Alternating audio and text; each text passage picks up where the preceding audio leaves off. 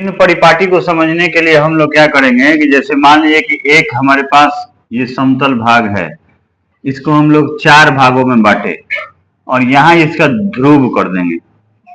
तो ध्रुव से जो भी दूरियां बाईं तरफ होंगी, ध्यान देंगे हम लोग कि जो भी दूरियां बाईं तरफ होंगी वह सब ऋणात्मक होंगी और जो भी दूरियां दाईं तरफ होंगी वह सब धनात्मक होंगी। अब इसको समझा जाए फिगर के द्वारा, चित्र के माध्यम से। यहाँ 2 चित्रों का निर्माण हम कर रहे हैं, एक अवतल दर्पण और दूसरा उत्तल दर्पण। यह हो गया आपको अवतल दर्पण और इसको कहेंगे हम लोग उत्तल दर्पण। अब आप देखते होंगे कि अवतल दर्पण में फोकस इस तरफ होता है, यानी बाईं तरफ होता है और वक्रता त्रिज्या भी बाईं होते हैं। तो आर भी निगेटिव में होगा, यानी वक्रता त्रिज्या भी निगेटिव होगी माइनस में, और एफ यानी फोकस दूरी भी माइनस में ही होगा, दोनों ही स्थितियों में।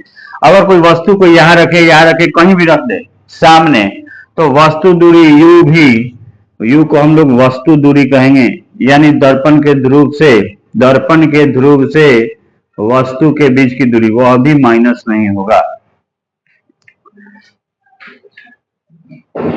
दूसरी तरफ अगर मान लीजिए कि हम लोग यहां से कोई रेखा इस पर डाले तो यहां ये जाकर के इससे मिलेगा और इसके आगे की तरफ वक्रता त्रिज्या होगी। ऐसी स्थिति में इसका जो फोकस दूरी होगा, यानी उत्तल दर्पण का जो एफ होगा वह प्लस होगा, और अगर वक्रता त्रिज्या इस तरफ है तो आपको मैंने बताया कि अगर दाहिनी तरफ है तो वक्रता त्रिज्या भी यानी आर भी प्लस में ही होगा, दोनों ही प्लस में होगा। तीसरे कंडीशन की बात करते हैं, चूंकि दर्पण के इस तरफ सामने हम वस्तु को रखेंगे तो यू जो होगा वह क्या आएगा, निगेटिव आएगा।